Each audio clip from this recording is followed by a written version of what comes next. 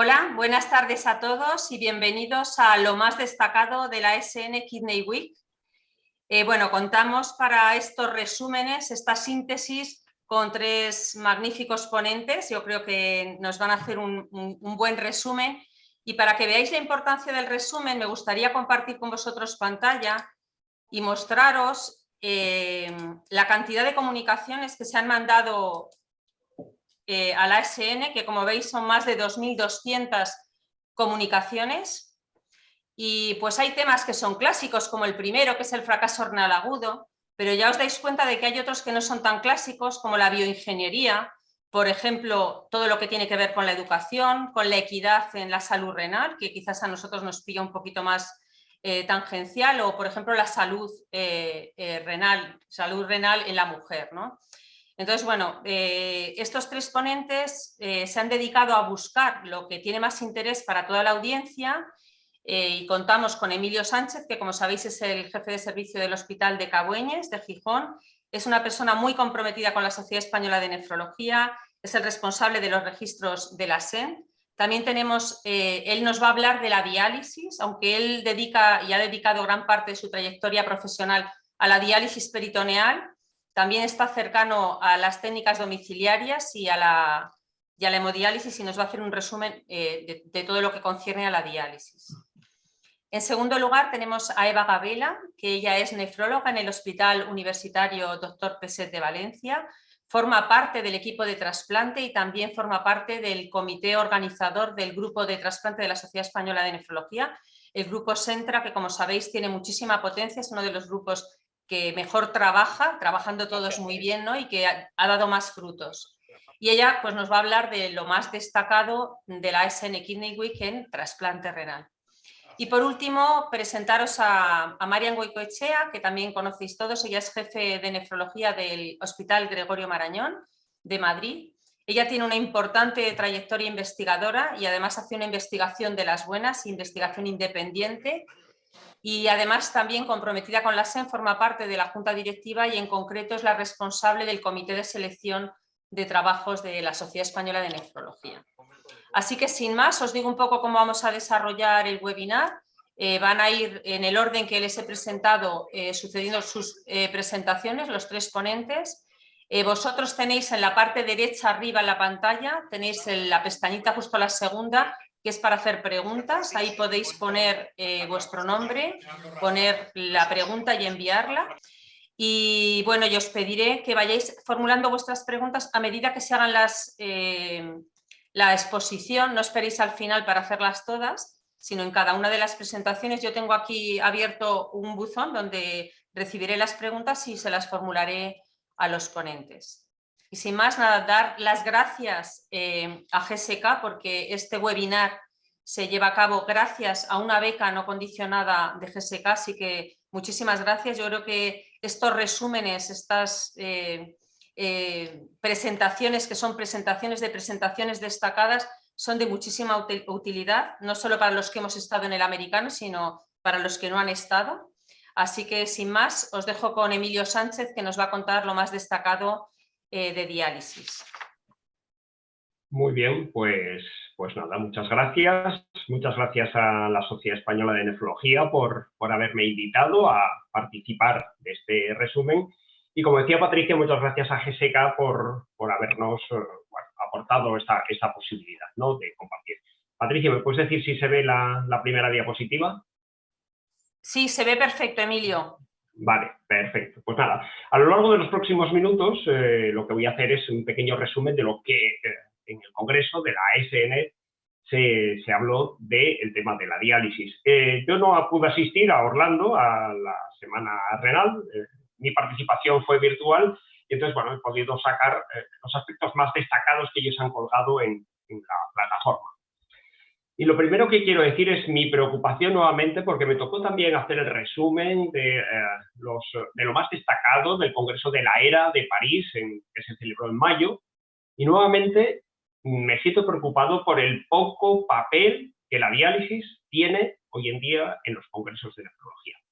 Fíjense que de 145 sesiones diferentes que hubo a lo largo del Congreso Americano de Nefrología, solo 5 sesiones como tal estuvieron dedicadas a la diálisis.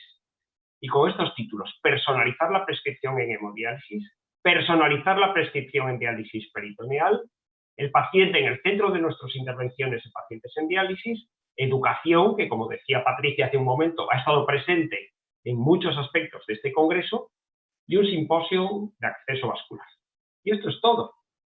Entonces yo creo que, dado que cuando hablamos a nivel mundial, los pacientes en diálisis, o la diálisis es la modalidad que más se utiliza de tratamiento renal sustitutivo, especialmente la hemodiálisis, y sin embargo es poca la relevancia, ya sea porque la industria no apuesta por ensayos clínicos, por nueva investigación, quizá porque los nefrólogos no están demasiado implicados en sacar novedades en el tema de la diálisis, por falta de financiación, por lo que sea. Yo creo que necesitamos pegar un empujón claro a todo este tema de la investigación. Y como comentaba hace un momento, lo más destacado tanto de diálisis peritoneal como de hemodiálisis es la personalización. Hemos olvidado KTVs, transferencia de masas, tamaño de poros, y nos estamos centrando en el paciente. Yo creo que bienvenido sea, ¿no? El paciente al final es el protagonista de todas nuestras intervenciones, y hoy por hoy probablemente tengamos herramientas más que suficientes para personalizar, dar a cada paciente lo que realmente necesita, en vez de utilizar esta frase ya tan manida de café para todos, el mismo café para todos. Y hablando de personalización y de pacientes en hemodiálisis, el centro de lo que se intentó comunicar es que podemos personalizar dos cosas: el manejo de los distintos componentes de las soluciones de diálisis y, por otro lado, intentar personalizar el manejo del volumen. En relación a los componentes de la solución de diálisis, por ejemplo, teniendo en cuenta el magnesio, sabemos que este es un elemento clave de muchas reacciones enzimáticas. Su umbral de seguridad es pequeño, y la aparición de hipomagnesemia, especialmente cuando se asocia a hipopotasemia, condiciona un elevado riesgo de aparecer arritmias y de mortalidad. Por eso se proponen algoritmos como este, donde en función de la concentración sérica de magnesio y teniendo en cuenta también el potasio prediálisis, podemos optar por líquidos de diálisis, soluciones de diálisis con concentrado en magnesio más alto o más bajo. Algo parecido pasa con el calcio, aunque yo creo que el tema del calcio lo tenemos más interiorizado y lo estamos utilizando desde hace tiempo, ¿no? Sabemos que los líquidos de diálisis con concentrado alto en calcio tienen beneficios, sobre todo evitando la hipotensión intradiálisis, hay menos riesgo de arritmias, podemos controlar mejor la PTH, sin embargo tiene sus riesgos, aumenta la calcificación y aumenta la prevalencia de enfermedad ósea dinámica. ¿Qué pasa si utilizamos líquido de diálisis con calcio bajo? Probablemente haya menos calcificación, aunque está un poquito en duda, y el riesgo es que hay más hipotensión intradiálisis.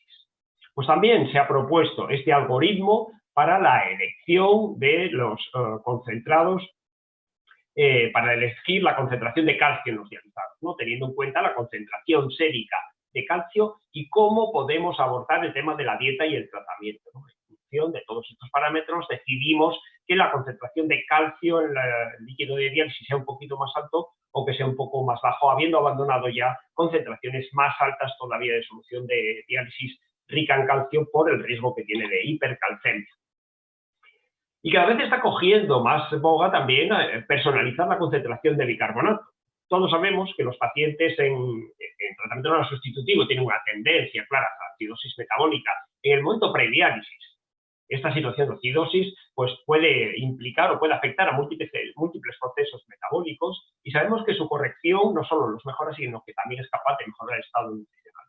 Sin embargo, tenemos que tener precaución con la situación de alcalosis metabólica post-HD debido al excesivo paso de bicarbonato a la circulación sistémica una vez que el paciente se dializa. Y así se han encontrado en diferentes estudios cómo la utilización de concentrados con una concentración de bicarbonato alto aumenta la mortalidad por cualquier causa, pero especialmente la causa cardiovascular. Desde Barcelona, el equipo de Cuadrado Payón ha publicado recientemente un estudio donde, utilizando una fórmula que tiene en cuenta la concentración de bicarbonato prediálisis con la postdiálisis, individualizan el concentrado, la concentración de bicarbonato en la solución de diálisis. Y por eso se propone este algoritmo de elección de la concentración de bicarbonato en función de la concentración sérica de potasio, el estado nutricional y la concentración de potasio. Por lo tanto, podemos escoger soluciones de bicarbonato más alto o más bajo mirando todos estos parámetros. ¿Y qué decir del potasio? El potasio ha sido el caballo de batalla en el que hemos centrado nuestras actuaciones en los últimos años. Sin duda, nuestros pacientes fallecen tanto de hipo como especialmente de hiperpotasemias. Sabemos que hay una asociación de la concentración de potasio con mortalidad.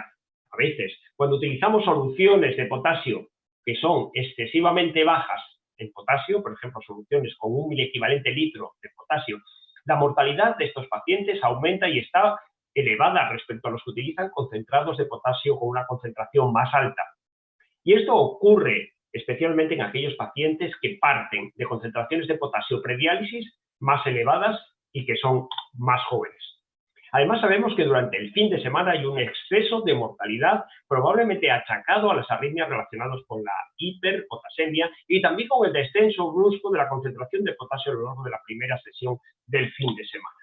Teniendo en cuenta todos estos aspectos, también se establece un algoritmo para decidir cuál es la mejor concentración de potasio en el líquido de diálisis en función de la concentración de bicarbonato, de potasio prediálisis, el estado nutricional, y si podemos además implementar algún tipo de control de la dieta y del tratamiento.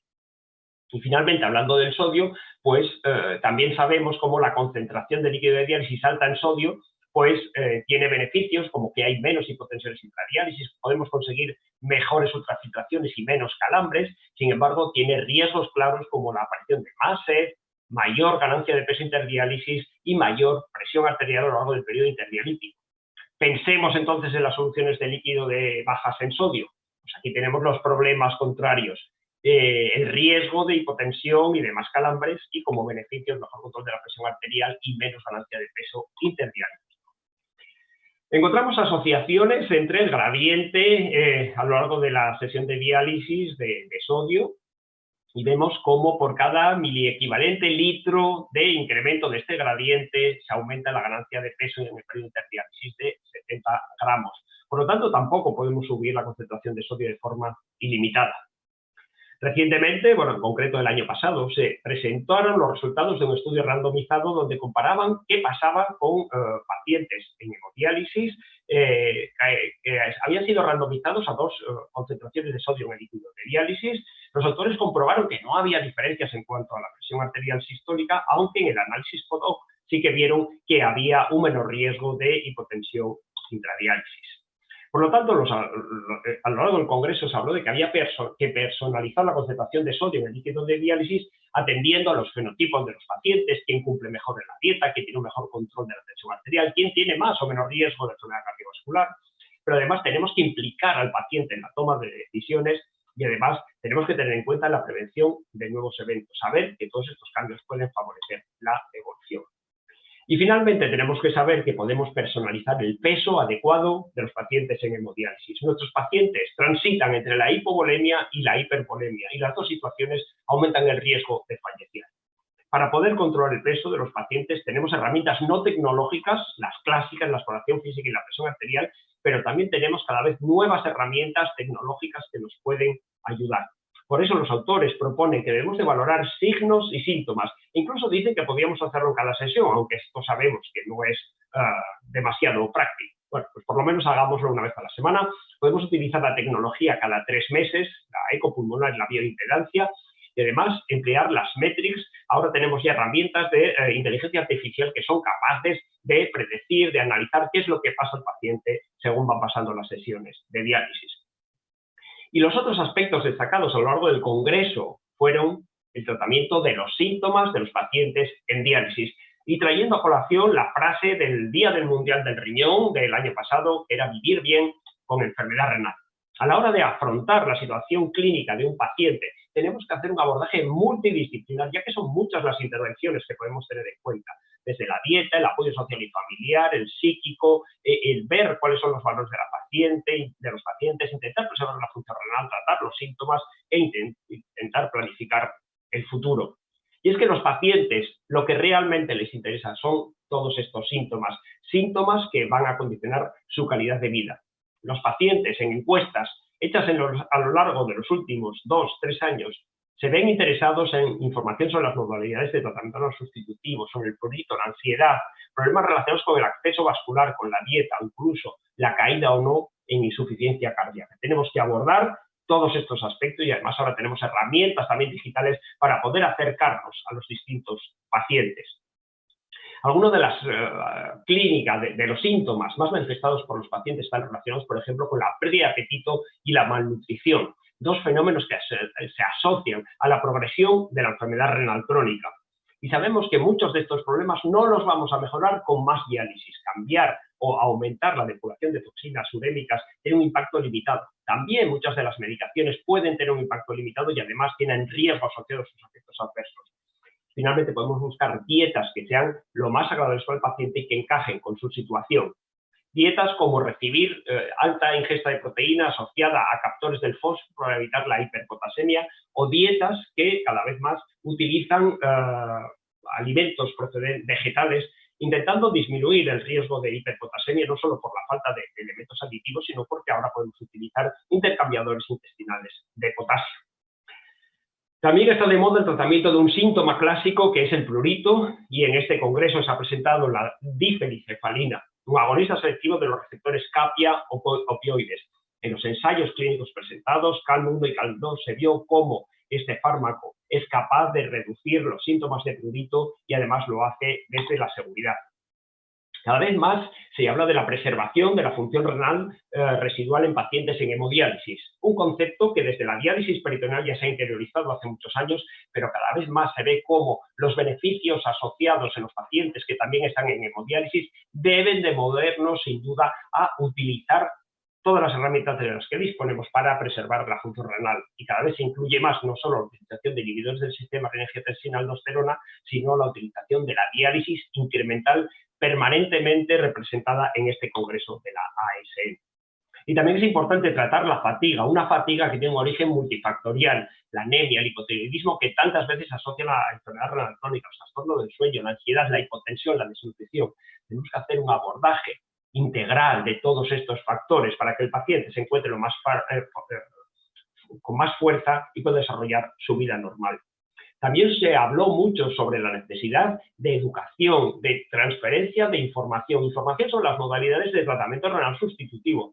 En Estados Unidos, en los últimos 6 u 8 años, está aumentando sin parar la cantidad de pacientes que están utilizando las técnicas de diálisis domiciliaria. Y esto se ha conseguido, aparte de intentar o haber conseguido dinamitar un lobby de hemodiálisis que había establecido por todo el país, pero se ha conseguido modificando los parámetros de información a lo largo de los últimos años. Y finalmente, en relación a las comunicaciones más interesantes, pues me ha parecido muy interesante esta de la utilización de la ecografía pulmonar para el manejo del peso adecuado y predicción del riesgo de hipotensión intradiálisis, mediante la aparición de estas imágenes en estela de cometa. Se ha visto cómo tienen una alta sensibilidad a la hora de detectar sobrecarga de volumen, y los pacientes que presentan estas líneas son pacientes que somos capaces de ultrafiltrarles más y que van a sufrir menos episodios de hipotensión intradiálisis. Otras comunicaciones, y esta está dedicada a Vicente Esteva, el ejercicio intradiálisis se asocia con una menor mortalidad. Y estos son datos que estamos viéndolos últimamente de forma reiterativa.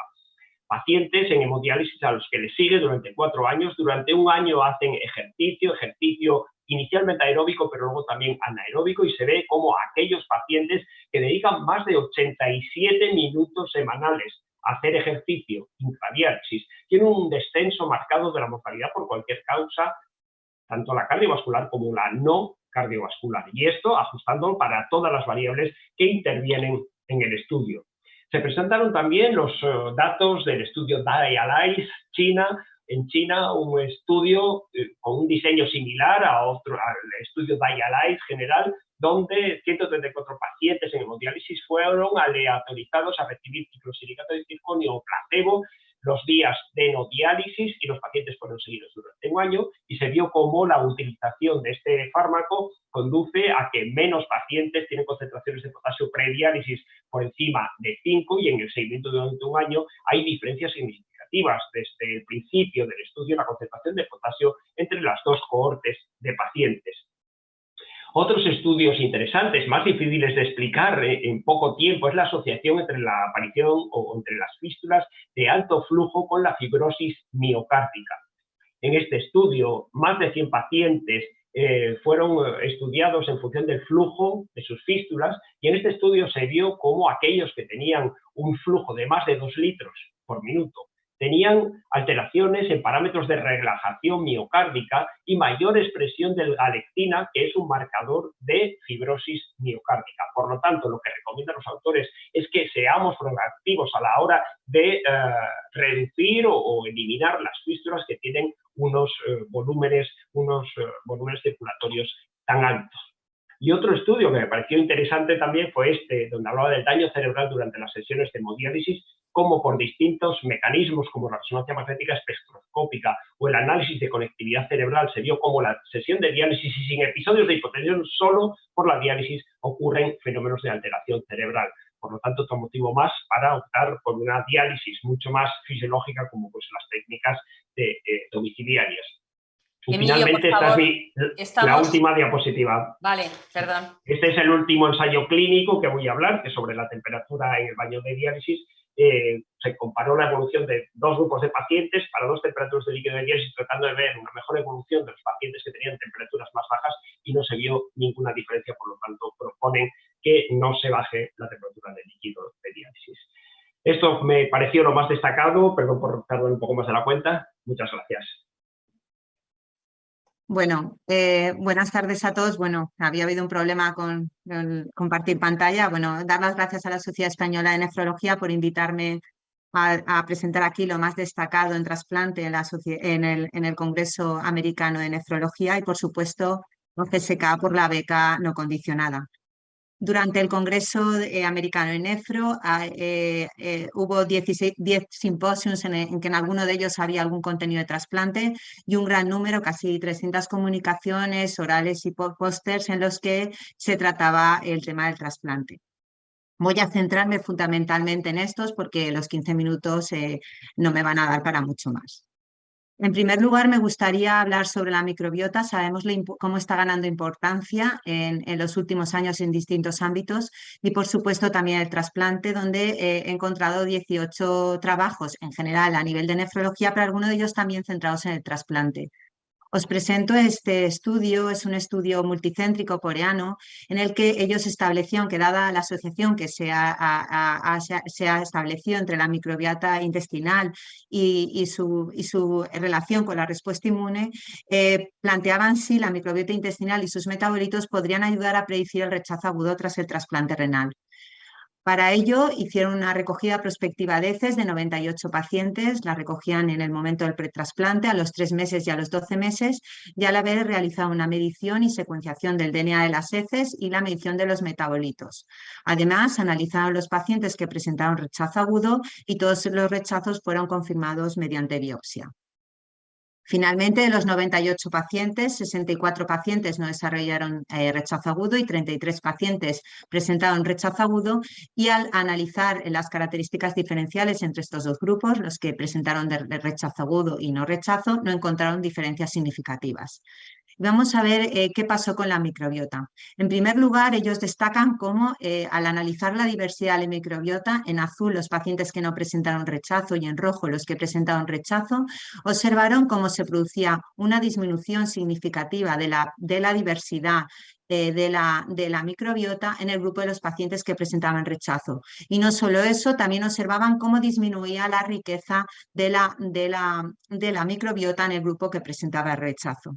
Cuando analizaron de forma más específica determinadas poblaciones de la microbiota en los dos grupos, observaron que en el grupo de rechazo había un mayor predominio de los grupos Escherichia, Shigella, a diferencia del grupo que no presentó rechazo, donde había una mayor predominancia del grupo de Fasolactobacterium. Por tanto, había cambios en la biodiversidad, cambios en la riqueza y también distinta presencia de bacterias en función del desarrollo o no de rechazo. Otro de los análisis consistía en la determinación y en el análisis de los metabolitos de las heces y observaron cómo en el grupo que presentaba rechazo había una disminución significativa tanto del lactato como del propionato en el análisis de los metabolitos de las heces. Uno de los objetivos era también analizar qué capacidad, si esto nos iba a permitir ayudar o nos iba a ayudar en la predicción del rechazo agudo. Entonces, esta gráfica lo expresa. Vemos en azul lo que nos aportan las variables clínicas para la predicción de rechazo. En verde, qué pasa si añadimos las características de la microbiota. Vemos que ganamos poder predictivo y si a eso añadimos la capacidad de analizar los metabolitos de las heces, la capacidad de predicción se incrementa. Por tanto, ellos concluyen que esto que hemos observado, los cambios que se producen en la flora intestinal tras el trasplante y cómo se producen y qué cambios se producen fundamentalmente cuando tiene lugar un rechazo agudo, y también cómo estos cambios no solo se ven en la riqueza biodiversidad, sino también en las características particulares de la flora intestinal. Por tanto, quizá nos podemos plantear si en un futuro próximo tendremos que plantearnos el uso de probióticos a todos nuestros pacientes. Dejo ahí la pregunta. Otro tema que ha estado muy presente en el Congreso y que está en los foros de trasplante continuamente en los últimos años, trabajos en relación con el mismo, es el estudio del DNA libre del donante como un biomarcador del rechazo. Aquí he traído un trabajo, es un trabajo multicéntrico americano en el que plantean la utilización del DNA libre del donante tras la terapia del rechazo como una estrategia para monitorizar si ha habido respuesta al tratamiento. Este grupo lo que se plantea es con los datos del COAR, que es un estudio observacional prospectivo de 56 centros de trasplante en el que hay más de 1.500 pacientes incluidos, ver qué ocurre tras la evolución en el DNA libre del donante tras el tratamiento del rechazo. Para ello, identificaron a pacientes con biopsia de rechazo agudo, que era definido como humoral, celular o mixto, y a la vez se hizo una medida pareada de DNA libre durante los 30 primeros días postbiopsia y también de seguimiento entre los 60 y 150 días. En total, encontraron 48 episodios de rechazo agudo, la mayoría celulares, seguido humorales y 5 mixtos. ¿Y qué observaron? En este lado vemos la evolución del DNA libre del donante. Observamos que tanto cuando analizamos todos los rechazos en conjunto, como el humoral y el mixto, como solo el celular, se producía una disminución significativa del DNA libre del donante tras el tratamiento del rechazo, que sin embargo no se veía acompañada de una mejoría en el filtrado, sin diferencias significativas en el filtrado pre y post tratamiento. Por tanto, aquí veíamos cómo el filtrado no nos estaba mostrando esos cambios que se habían producido en el injerto tras el tratamiento del rechazo. Este grupo concluye que esta disminución del DNA libre nos podría sugerir que tras el tratamiento de rechazo puede existir una respuesta molecular que no se vea expresada en la mejoría de la función renal. Evidentemente son necesarios más estudios para entender mejor el significado pronóstico que tiene esta respuesta molecular y quizás pues saber que elevaciones persistentes del DNA libre del donante nos orientan a que realmente no existe una respuesta al tratamiento. Y bueno, ¿cuándo dispondremos en nuestros centros? Pues realmente actualmente pues el problema radica más en un tema económico. En el grupo del COAR, todos los pacientes se les realiza DNA libre del donante dentro del protocolo. Por supuesto, el COVID tenía que estar presente. He traído este trabajo porque me parece interesante. La serie más amplia que existe con riñones de donantes COVID positivo. Es datos del registro americano en que lo que analizan es eso, las características de los donantes COVID positivo y qué impacto ha tenido esto en la supervivencia del paciente y el injerto sobre la base del registro americano, que sabéis pues, que es un registro con con un gran número de pacientes, y ellos analizaron los trasplantes desde el 1 de junio del 2020 al 2 de abril del 2022. En total, en este periodo tuvieron 1.310 donantes con test positivo COVID, de ellos 813 receptores recibieron donantes positivos, pero fijaros cómo destaca que casi un 30% de los donantes COVID positivos se descartaron. Cuando ves este descarte, puedes entender que probablemente este descarte de riñones fue fundamentalmente en las etapas precoces, puesto que cuando ellos miran el mayor número de trasplantes con donante COVID positivo se ha producido en la primavera del 2022, cuando se ha producido una mayor laxitud en la aceptación de este tipo de donantes. ¿Y qué características tenían estos donantes? En cuanto a las características de los donantes, observaron una mayor frecuencia de donantes de raza blanca y, por supuesto, la causa de muerte era diferente a la que tenemos habitualmente en el donante fallecido COVID negativo. Y en cuanto a los receptores, un menor número de pacientes que optaban a un segundo o tercer trasplante en el grupo de receptores de donantes COVID positivos, y también observaron como un aumento importante del tiempo de isquemia fría en el grupo de donantes que recibieron donantes COVID positivos, probablemente en relación por el mayor problema a la hora de aceptación de este tipo de donantes.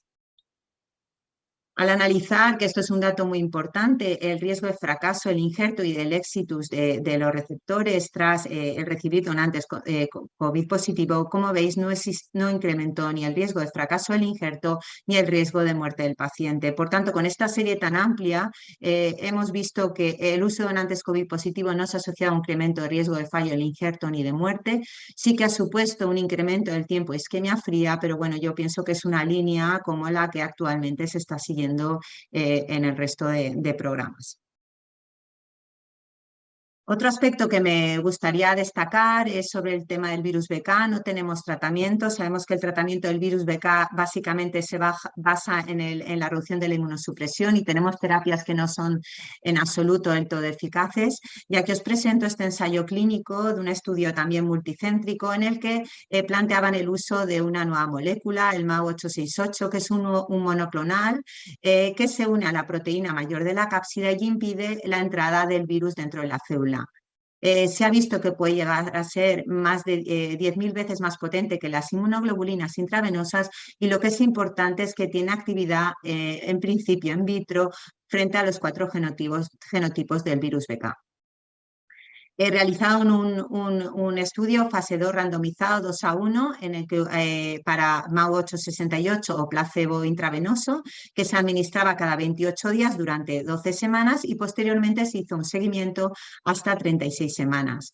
Se excluyeron aquellos pacientes que tuvieran una carga viral del virus BK mayor de 10⁻⁷ o que tuvieran una carga viral mayor de 10⁻³ más de 4 meses. No fueron posibles los cambios de inmunosupresión una vez los pacientes hubieran entrado dentro del estudio, ni tampoco tratamiento con inmunoglobulinas intravenosas. El objetivo primario del estudio no fue el análisis de la evolución de la viremia, sino la seguridad y la tolerancia. Y luego se valoraron otros objetivos, pues sí, como la viremia, la función renal, nefropatía o el rechazo. No encontraron diferencias demográficas entre los dos grupos, ni tampoco en cuanto a las características de la infección BK. Eran pacientes muy similares. Eso sí que hablamos de una N muy pequeña. En cuanto a la evolución de la respuesta virológica, observaron una reducción significativa de la carga viral del virus BK, tanto a la semana 16 como a la semana 36, en el grupo que recibió tratamiento con MAU868. Y no solamente una reducción de la viremia, sino una reducción más rápida de la viremia en el grupo que recibió MAU868 respecto al que recibió el placebo. En cuanto a los efectos adversos, fue bien tolerado, con efectos adversos comparables en los dos grupos, aunque sí que destaca la existencia de 2 fallecimientos en el grupo de MAU868, pero realmente fueron 2 pacientes que fallecieron por COVID-19.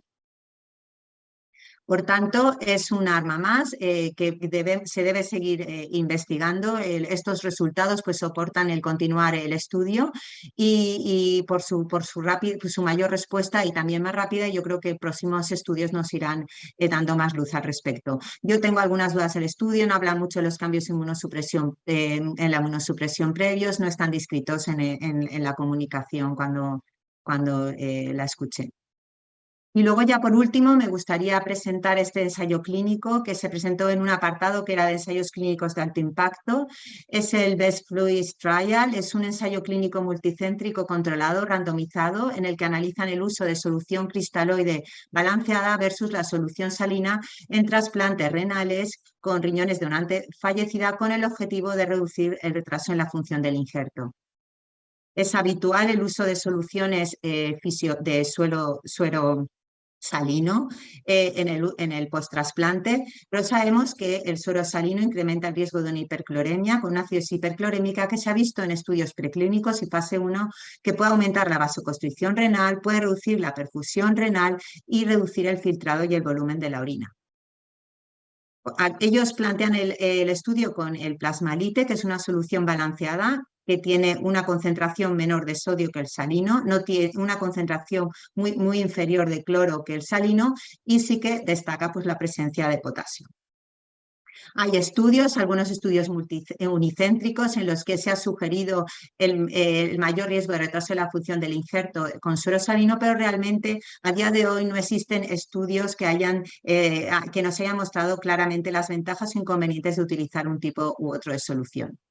Por tanto, su hipótesis era esta, demostrar que se podía reducir la incidencia de retraso de la función del injerto con la solución cristaloide balanceada. Es un estudio que realizan 16 hospitales. El objetivo eran 800 pacientes, randomización 1 a 1, doble ciego, y analizan una serie de visitas seguimientos desde el posoperatorio hasta el día más 7 y posteriormente hasta la semana 52. Las dos soluciones que he comentado que se utilizaron y el objetivo primario era el análisis del retraso en la función del injerto. Finalmente, incluyen 404 pacientes en el grupo de solución balanceada y 403 en el grupo de salino. No encontraron diferencias en las características basales entre los dos grupos muy similares. Y empezamos con los resultados. Evidentemente la cloremia fue menor, así como la natremia, con menor acidosis, y lo que destacaría es que las cifras de kaliemia fueron similares entre los dos grupos. En cuanto al objetivo principal, se observó una reducción significativa del retraso de la función del injerto con la solución balanceada, y esto se expresó como que eran necesarios solo 10 tratamientos con solución balanceada para prevenir un caso de retraso en la función del injerto. Otros aspectos valorados, como la capacidad del la variación del volumen urinario, se observó un aumento significativo del volumen urinario en el grupo de solución balanceada, sin diferencias en la función renal, y en cuanto a seguridad no encontraron diferencias significativas, solo destacando que en el grupo de salino se encontraron un mayor número de ingresos en UCI con ventilación. Por tanto, este ensayo yo pienso que es un ensayo importante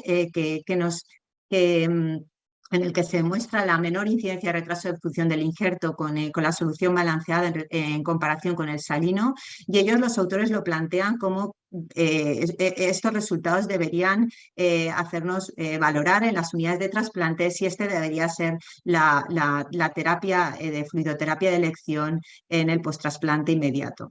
El precio, me he parado a analizarlo, pues realmente la variabilidad, digamos que la diferencia no es muy importante, dado los beneficios que se podrían obtener en la reducción del retraso en la función del injerto. Y muchas gracias por vuestra atención. Creo que me ha ajustado el tiempo. Pues nada, buenas tardes. Un placer estar aquí con todos vosotros. Gracias, por supuesto, a la Sociedad Española de Nefrología y a GSK por el patrocinio y por participar en estas actividades que me parecen muy importantes. Bueno, yo voy a intentar resumir lo más destacado en nefrología clínica.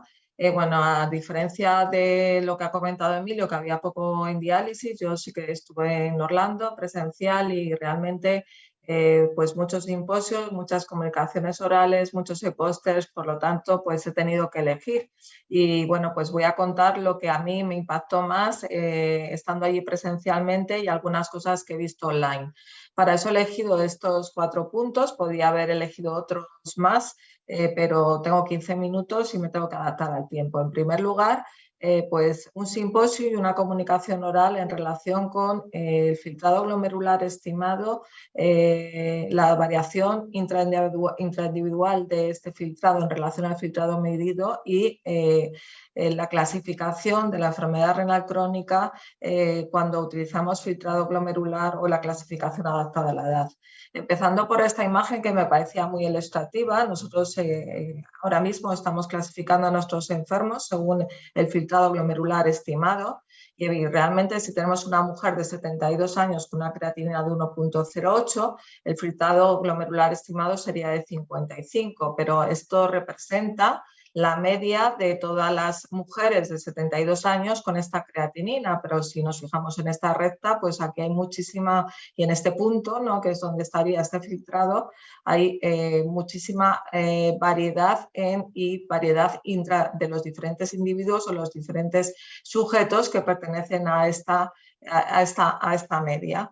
Entonces, Tariq Safi, que acaba de publicar este artículo en Annals Internal Medicine, realizó una sesión preciosa sobre lo que implica estas variaciones entre el filtrado glomerular que nosotros estamos estimando y con el cual estamos clasificando a nuestros pacientes y el filtrado glomerular medido. Utilizó una serie de 3.223 participantes en 4 estudios y hizo una correlación entre el filtrado glomerular estimado con el medido mediante iotalamato y iosol.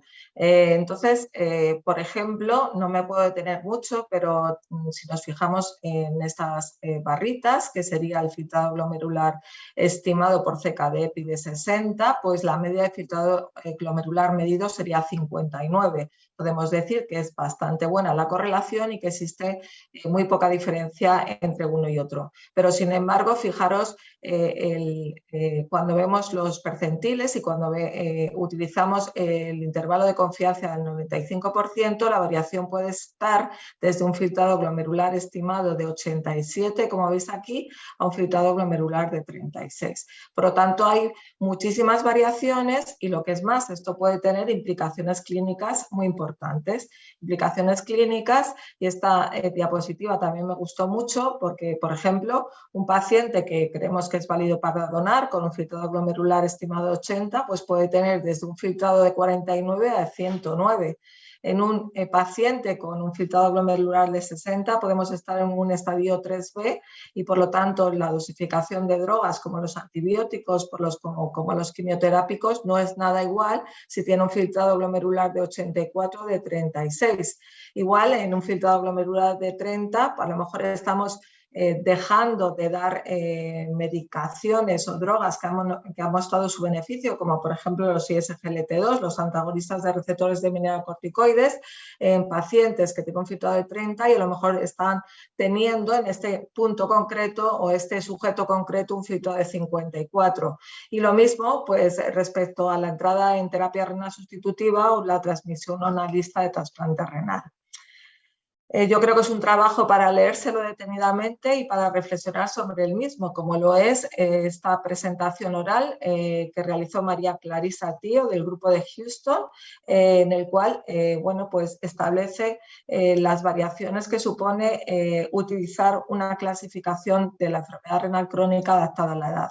Esta clasificación fue publicada por Delaney en el 2019 en un JSON y establece que el cutoff para establecer un diagnóstico de enfermedad renal crónica en sujetos por debajo de 40 años sería 75 mililitros minuto. Entre 40 y 65 años nos quedaríamos con el cutoff de 60 y mayor o igual de 65 años sería por debajo de 45 mililitros minuto.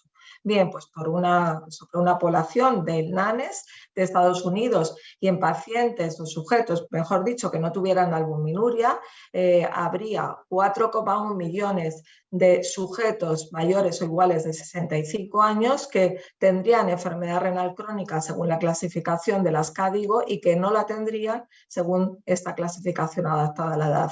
Y en rojo 1,2 millones de sujetos jóvenes menores de 40 años que no tendrían enfermedad renal crónica según la clasificación de CADIGO, pero sin embargo sí lo tendrían con la clasificación de la edad.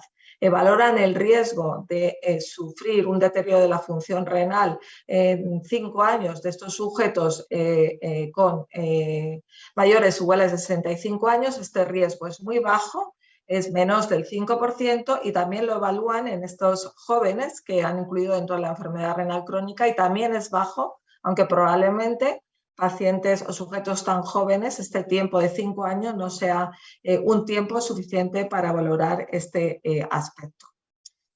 Respecto a la anemia y la enfermedad renal crónica, bueno, pues me he quedado con este punto, pues porque próximamente vamos a tener en la farmacopea española pues los nuevos fármacos, los inhibidores del HIF, y me parecía importante pues ver lo que contaban otros países que ya en los cuales está aprobado. Estos son los datos del DOPS, en el cual el roxadustat está aprobado en China desde el 2018. En Japón, como veis, están aprobados hasta 5 inhibidores de HIF.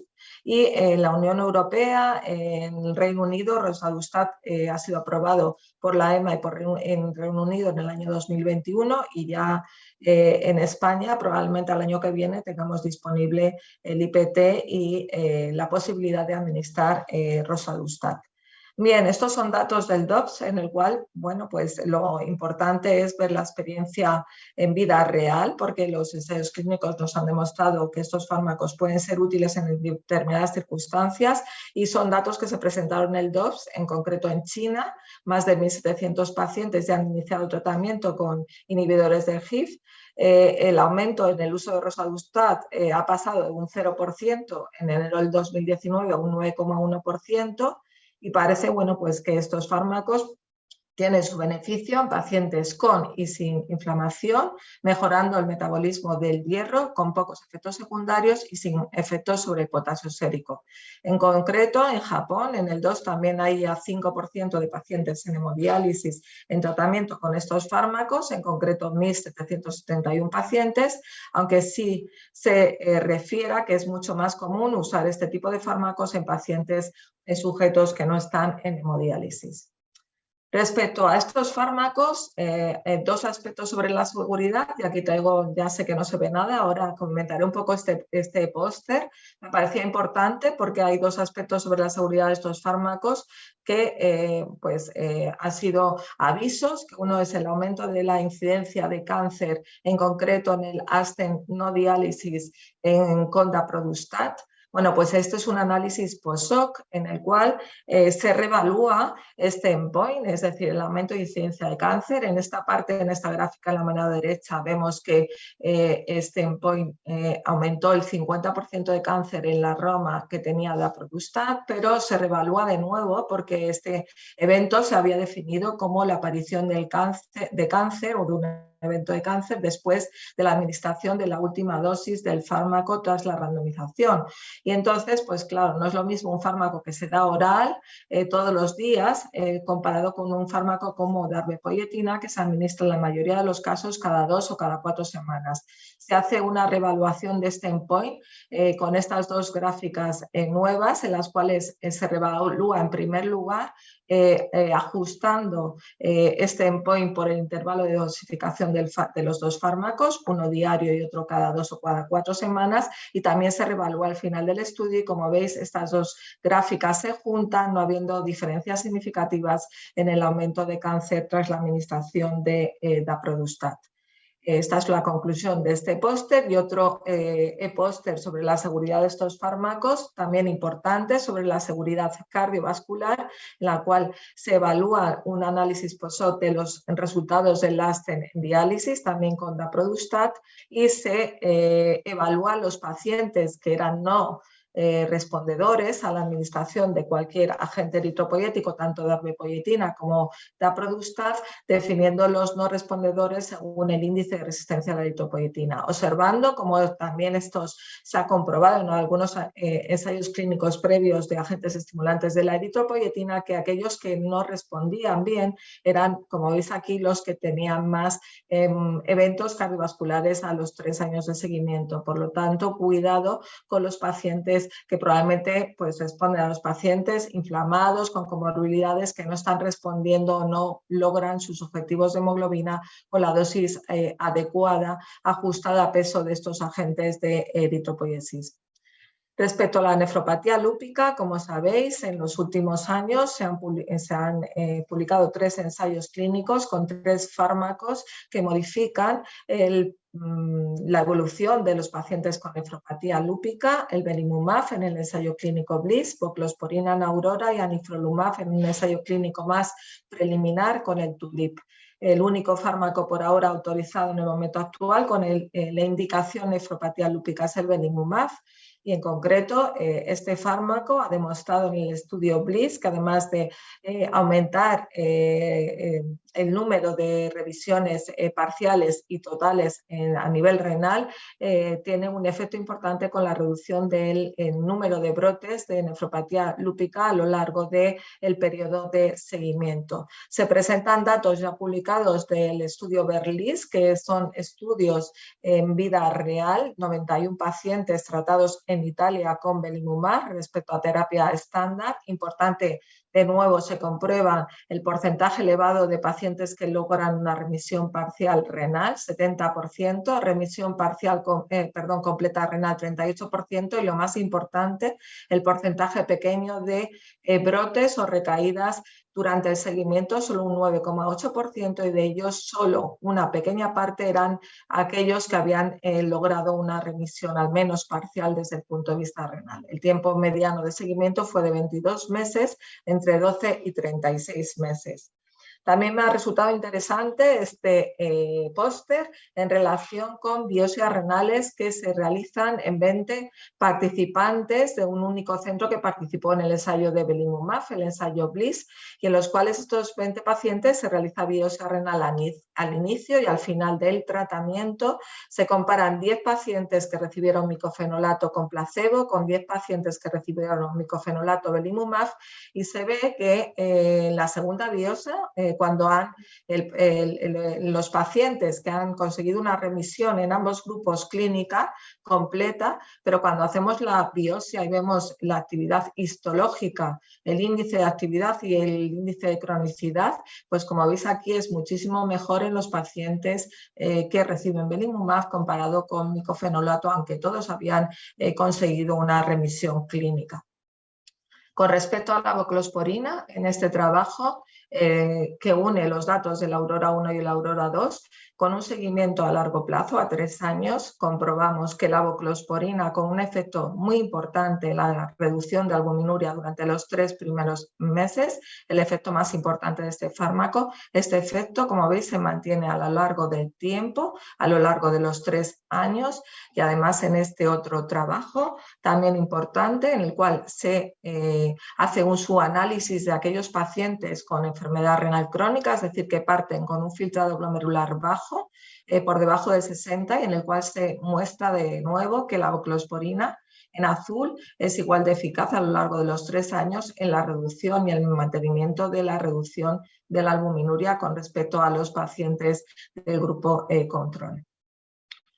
Y por último, en la sesión de los ensayos clínicos de alto impacto, y como veis, aunque yo no iba a hablar del trasplante, pero en esta sesión yo la vi presencial y me llamó muchísimo la atención este ensayo clínico que, como ya lo ha comentado mi compañera, no me voy a detener. Para mí, como ya he dicho, yo creo que es los resultados, la N tan potente que tiene el ensayo y la facilidad de administrar una solución cristaloide como el plasmalitis respecto a la solución de cloruro sódico. Yo creo que los resultados son muy importantes y que pueden modificar nuestra práctica clínica para disminuir el retraso de la función renal del injerto.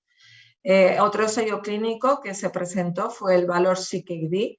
Este ensayo clínico ya se habían presentado unos datos, si recordáis, sobre el efecto de este fármaco, que es Beverimer, que es un polímero que disminuye la absorción de ácido clorhídrico a nivel del tracto gastrointestinal y por lo tanto disminuye la acidosis metabólica de los pacientes con enfermedad renal crónica. Los resultados preliminares, cuando se había hecho un seguimiento a los 6 meses, parecían prometedores, pero sin embargo con un endpoint primario renal en el cual se evaluó la disminución mantenida del filtrado glomerular, la entrada en diálisis a la mortalidad renal. No hubo diferencias significativas al cabo de los 36 meses entre el grupo placebo y el grupo Beberimer. Por lo tanto, no ha demostrado este fármaco que sea eficaz para disminuir la progresión de la enfermedad renal. El ensayo clínico estrella que se publicó el día 2 de noviembre en el New England y que William Harrington comentó en esta sesión fue el EMPA-Kidney. Sabéis que el EMPA-Kidney es un ensayo clínico randomizado en el que se compara empagliflozina 10 miligramos respecto a placebo en pacientes con enfermedad renal crónica. Ahora veremos la población incluida con diabetes y sin diabetes. Se evalúa un endpoint primario compuesto de progresión de la enfermedad renal, definida como una disminución del filtrado glomerular en un 40% o una entrada en terapia renal sustitutiva con un filtrado por debajo de 10, con una mortalidad cardiovascular. Bien, la población incluida en el EMPA-Kidney difiere de la del DAPA-CKD fundamentalmente en que incluye pacientes, como veis aquí, con un filtrado entre 45 y 20 mililitros minuto sin albuminuria, es decir, con albuminuria menor de 300, menor de 200 miligramos gramos. Cuando el DAPA-CKD, si recordáis, todos los pacientes eran albuminúricos y además incluye albuminúricos con un filtrado entre 45 y 90 mililitros minuto. Marian, estamos ya en tiempo. Sí, ¿vale? Me quedan 3 diapositivas, gracias. Vale. Solo 54% no diabéticos, 35% con un filtrado por debajo de 30, 48% sin albuminuria. Reducción de un 28% del endpoint compuesto, fundamentalmente reducción del endpoint renal, de la progresión de enfermedad renal crónica. A diferencia del DAPA-CKD no había diferencias, cortaba la unidad en la mortalidad cardiovascular. En el subanálisis por grupos llama la atención que el efecto se mantiene tanto en los diabéticos como en los diferentes estadios de enfermedad renal crónica, pero sin embargo, como veis aquí, el efecto es manifiesto en los albuminúricos y no en los pacientes o en los sujetos sin albuminuria, aunque cuando se comprueba la caída del filtrado glomerular sí hay una diferencia también en los sujetos sin albuminuria. A lo mejor estos pacientes progresan más lentamente y hay que esperar más tiempo porque el estudio se terminó a los 2 años y acabo con el metaanálisis del efecto de estos ISGLT2 que ha sido publicado en el Lancet, en el cual se unen todos los ensayos clínicos, el CRIDEN, DAPA-CKD, EMPA-Kidney y los pacientes diabéticos y el DAPA-CKD, EMPA-Kidney, con una reducción importante de la progresión de la enfermedad renal crónica independientemente del diagnóstico, reducción independientemente de la etiología con un efecto muy significativo y una N muy importante en el caso de la nefropatía IgA. Y la última diapositiva. Esto implica que en los pacientes diabéticos con una media de filtrado de 45 mililitros minuto, los eventos que podemos evitar de entrada en diálisis y progresión de la enfermedad renal crónica por 1000 pacientes al año son 11 eventos, los no diabéticos 15 eventos, con una disminución también del riesgo cardiovascular, sobre todo en los pacientes diabéticos. Gracias y perdonar que me haya pasado esos 3 minutos. Muchas gracias. Muchas gracias, Marian, que bueno, la verdad es que ha sido impresionante las 3 ponencias y un resumen. Yo he estado en algunas de las sesiones y me ha encantado que las volvierais a comentar porque yo hubiera escogido algunos de los trabajos que habéis escogido vosotros como importantes, ¿no? No me ha entrado ninguna pregunta, pero yo no quiero dejar de perder la oportunidad de preguntaros a cada uno pues al menos alguna cosa, ya no solo que lo que han contado ellos, sino vuestra impresión como expertos que sois en cada uno de los temas. Os voy a preguntar, si no sale ninguna, por orden. Entonces, al primero es Emilio, que como siempre has echado en falta que haya más trabajos en diálisis. Es verdad que cada vez hay más en comparación con trasplante y nefrología clínica. Y también, como yo he comentado al principio, hay un montón de datos de la información que hay que darles a los pacientes, ¿no? Y me ha sorprendido el dato de que Estados Unidos haya mejorado sus cifras, ¿no? No es la primera vez que lo hace. Hace muchos años se hablaba de lo mal que llevaban los accesos vasculares y iba mucho peor que nosotros, y hicieron el Fistula First y era fenomenal. Entonces, tú como persona preocupada por el tema de las técnicas domiciliarias, ¿qué crees que ha mejorado, que han hecho ellos diferente, que nos podamos copiar, hacer un poco de benchmark en este caso para mejorar nuestras cifras? Nada, eso me parece una pregunta muy interesante porque yo creo que hay cosas de Estados Unidos que no nos pueden interesar, pero hay otras que realmente podemos utilizar, ¿no? Durante el mandato de Donald Trump, con todas las críticas que se pueden hacer, que seguramente sean muchas, pero yo creo que desde el punto de vista de la nefrología, sin duda, yo creo que ha beneficiado al paciente renal y a la nefrología en concreto. Su gobierno detectó que había pues, ciertos intereses económicos en cuanto a la industria, la diálisis y los nefrólogos, que bueno, había una especie de circulación de pacientes entre los hospitales y los centros de diálisis, de hemodiálisis en concreto, y una vez detectado el problema, lo que se intentó fue deshacer esta especie de lobby para favorecer que el paciente decidiera qué modalidad de tratamiento renal sustitutivo elegir. Y por otro lado, lo que se intentó también es aportar cada vez más información sobre las modalidades de tratamiento renal sustitutivo. Sin duda, si queremos que los pacientes se dialicen en casa, tenemos que informarles de las ventajas que eso tiene. Yo siempre digo que en España estoy seguro que no hay un solo paciente en diálisis que no haya sido informado de las modalidades de diálisis, pero la pregunta es cómo y cuándo, ¿no? ¿Cómo yo puedo decir a un paciente, mire, usted puede dializarse, hacer diálisis peritoneal, que consiste en nada, tiene ahí unos líquidos en casa todo el día, ve de líquido, saca líquido todo el día así, y que es un rollo que tremendo, o puede venir al hospital que se lo hacemos todo. Pues claro, dicho así, hasta a mí mismo me apetece hacer hemodiálisis, ¿no? Pero hablamos de supervivencia, de calidad de vida, de preservación de la función renal residual, de libertad en la comida, de libertad en la bebida, por sentido común, pero hablamos de todo esto a la hora de informar, ¿no? Yo creo que esto es importante. Y durante el Congreso hubo una mesa entera sobre información y educación del paciente, porque es la única manera de que las cosas cambien, que el paciente se implique, que yo es una cosa que en 25 años ya de nefrólogo me da la impresión que cada vez se implica menos a pesar de nuestros esfuerzos, ¿no? Siguen fumando, siguen cogiendo peso, en general me refiero a la población. Se cuidan poco, pero luego acuden a nosotros para que les solucionemos los problemas. Tenemos que luchar juntos, tenemos que informar, hacer mucha educación en la prevención, que es la medida más coste eficiente, y luego en elegir o ayudar a elegir técnicas domiciliarias. Muchas gracias, Emilio. Esa información, formación e involucrar a la administración, ¿no? Así, también. Esas tres líneas, ¿no? Vale, muy bien, pues muchas gracias. No me ha entrado ninguna pregunta, entonces, no me ha entrado. Entonces yo le quería preguntar a Eva, que me han parecido, bueno, dos de las cosas que has preguntado, que has contado, que más me impresionaron fue exactamente el Best Fluids, que ya lo habéis comentado las dos, se ha quedado muy claro. Yo creo que esto va a cambiar un poco la manera de tratarnos a los pacientes, pero luego también el tema de la microbiota.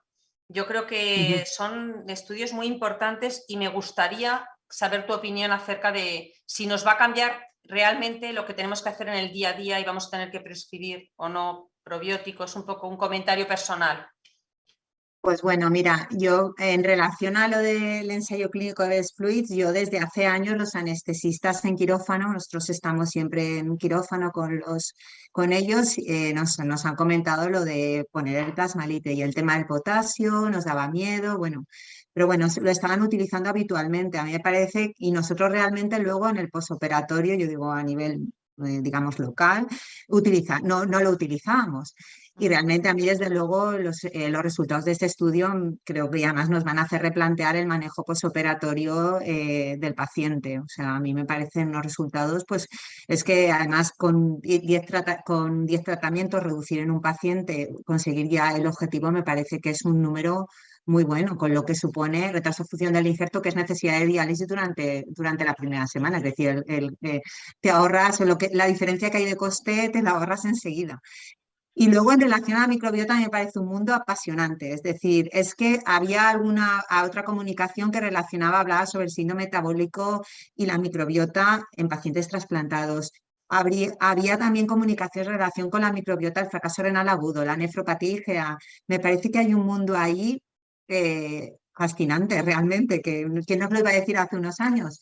Y lo de los probióticos, pues es un tema que yo no descarto y cuando te pones a buscar, realmente incluso se pueden diseñar probióticos con determinadas cepas bacterianas, es decir, igual que hacemos las vacunas para las infecciones urinarias individualizadas, pues quizás se puedan diseñar, pues como hemos visto, estas cepas que son más predominantes en los pacientes, que estos son preliminares, todos son estudios pues que son muy iniciales, pero quizás podamos aportar a nuestros pacientes algo tan sencillo y probablemente tan barato que nos ayude a reducir pues temas inmunológicos, temas metabólicos. Yo creo que ahí tenemos mucho que avanzar y mucho que investigar, y las heces es una cosa muy accesible en nuestros pacientes, o sea que yo creo que eso hay que empezar a trabajarlo ya desde el día a día. Es un tema que hay que seguir revisando.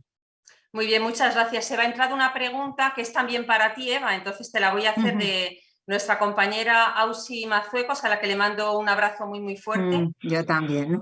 Dice, aclaren en la comunicación del registro americano los criterios que deben de cumplir los fallecidos COVID positivo para ser donantes, causa de muerte no relacionada con COVID, tiempo de evolución de la infección, etcétera.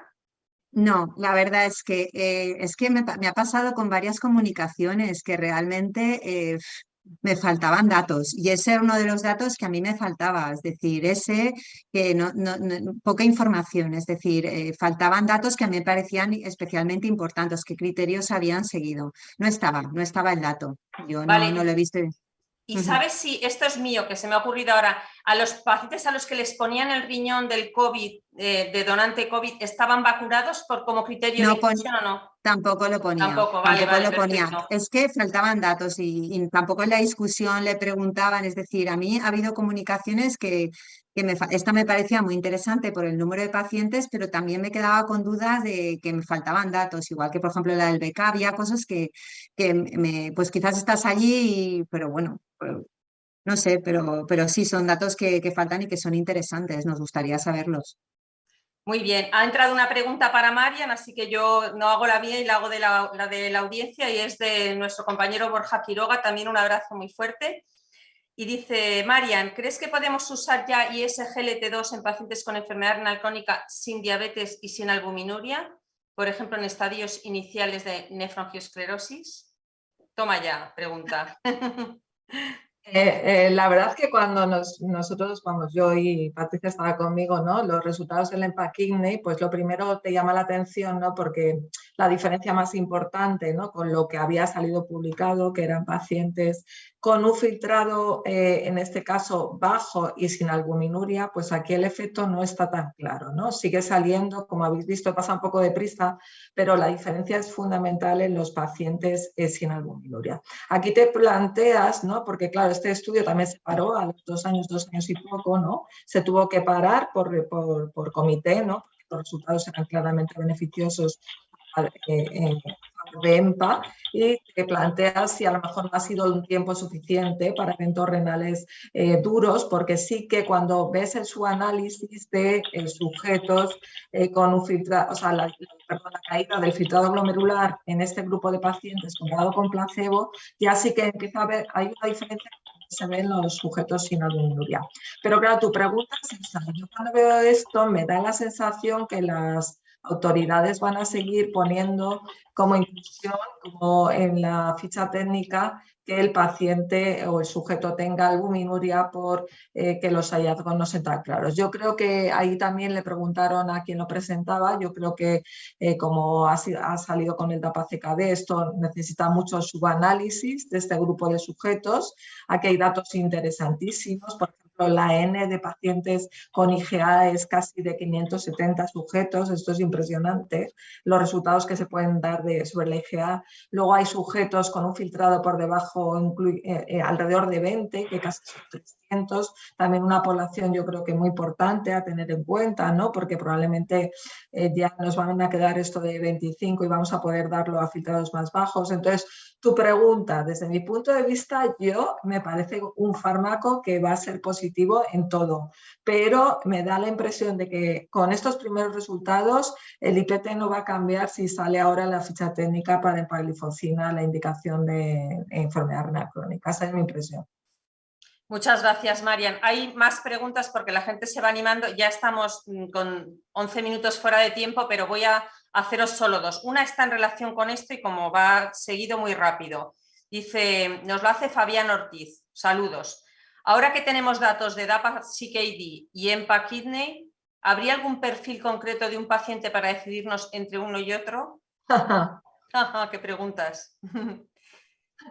Pues las diferencias las he contado. O sea, aquí está los pacientes con más enfermedad renal crónica sin albuminuria. Si os acordáis en el gráfico de aquí, que serían los de estadio 3B hasta 20 de filtrado sin albuminuria. Pero en este subgrupo, como veis, sobre todo en los diferentes filtrados glomerulares, clarísimamente. Y luego el otro se quedó en 25, este se quedó en 20. Entonces yo por ahora no veo ninguna diferencia. Yo creo que el Empakine necesita su análisis de este grupo de pacientes y ver incluso a más largo plazo qué está ocurriendo con ellos, porque yo creo que sí que se van a beneficiar y entonces, bueno, pues como el otro grupo no incluía a estos pacientes, pero para mí creo que es un efecto de clase y creo que no va a haber diferencias o no debe haber diferencias entre uno y otro. Esa es mi opinión personal. Perfecto, muchas gracias. De eso se trata, de que con vuestra sabiduría deis la opinión personal. Y esta ya para terminar, la hace Galo y te la hace a ti, Eva. Dice, acerca del best fluids, ¿comentaban algo acerca de cómo evitar la hiperpotasemia en estos pacientes? Bueno, Es o que María, realmente cualquiera de las dos. No, la gráfica ellos establecen que no hay diferencias, o sea, realmente no encuentran diferencias en la presentación, muestran los resultados, que no hay diferencias entre los dos grupos, que quizás es lo que más nos preocupaba realmente con esta solución. No dicen que hagan nada para evitarlo.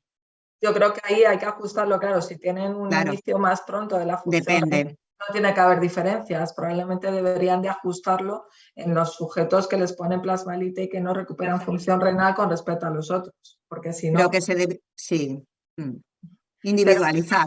Lo que dice Eva, ¿no? Lo que vimos ahí es que, el susto, ¿no?, de que le estás poniendo algo de potasio con plasmalite o si usas Ringer lactato, que parece que no hay diferencias y por eso nosotros antes no lo usábamos. Pero claro, si la ventaja es que empiezan a recuperar antes la función renal, pues evidentemente la diuresis es importantísima para que el potasio no suba. Para evitarlo.